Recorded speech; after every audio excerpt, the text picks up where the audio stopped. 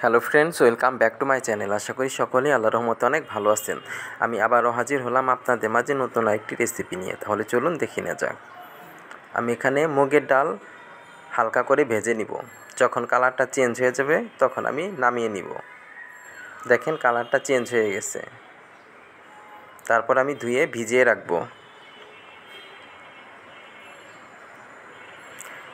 কড়াইয়ে তেল গরম করে পেঁয়াজ কুচি দিয়ে দিলাম। পেঁয়াজ কুচি হালকা বাদামি কালার করে ভেজে নিব। আর সাথে দিয়ে দিব এলাচ, দারচিনি, তেজপাতা, লবঙ্গ।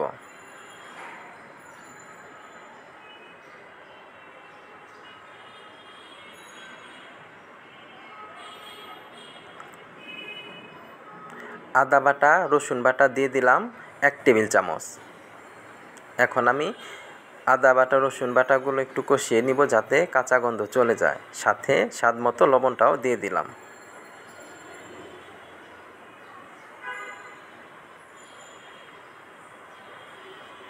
অল্প পরিমাণে পানি দিয়ে দিব।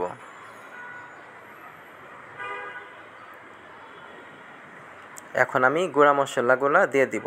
হলুদ, মরিচ, ধনিয়া, জিরা গুঁড়া। আমি এখন মশলা খুব ভালোভাবে কষিয়ে নিব। ভালোভাবে যে কোনো খাবারের জন্য মশলা যদি কষানো হয়, খাবারের টেস্টটা কিন্তু অনেক বেশি হয়। ঢাকনা দিয়ে ঢেকে আমি মশলা কষিয়ে নিব।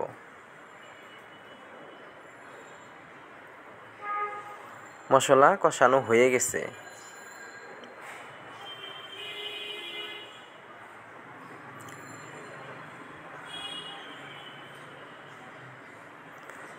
হলুদ, লবণ, মরিচ দিয়ে আমি মাছের মাথা ভেজে রেখেছি, আমি সেইগুলো এখন দিয়ে দিব।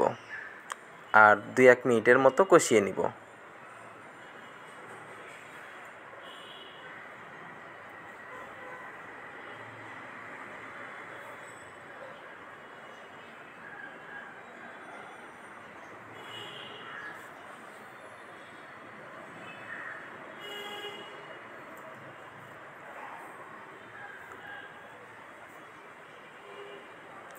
কষানো হয়ে গেছে। এই পর্যায়ে আমি ডাল দিয়ে দিব।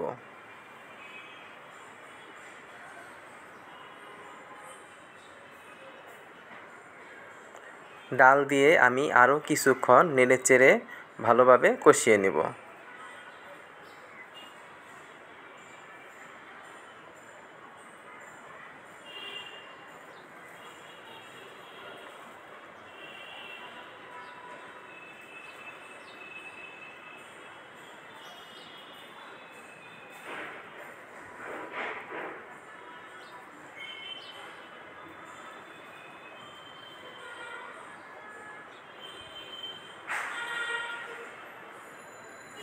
কষানো হয়ে গেছে। এখন আমি পর্যাপ্ত পরিমাণে গরম পানি দিয়ে দিব। এমনভাবে দিতে হবে ডালগুলো যেন সিদ্ধ হয়ে যায়, যেহেতু ডালগুলো কাঁচা। ঢাকনা দিয়ে ঢেকে রান্না করব ডাল সিদ্ধ হওয়া পর্যন্ত। মাঝে মাঝে ঢাকনা খুলে নেড়ে দিতে হবে।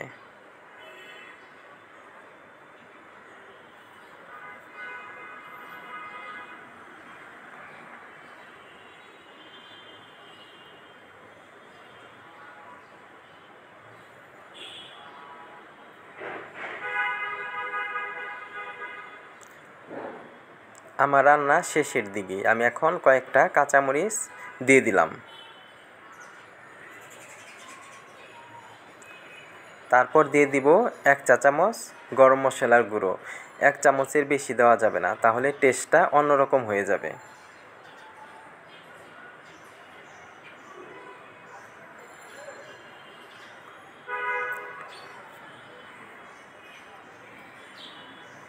আর দিয়ে দিব কেটে রাখা ধনিয়া পাতা। আমার রান্না একদম শেষের দিকে। তাহলে দেখে নিলেন কত সহজেই মাছের মাথা দিয়ে মুড়ি ঘন্ট রান্না করে ফেললাম। বাসায় অবশ্যই ট্রাই করবেন। আর আমার ভিডিওটা কেমন হলো তা আমাকে জানাবেন। আল্লাহ হাফেজ।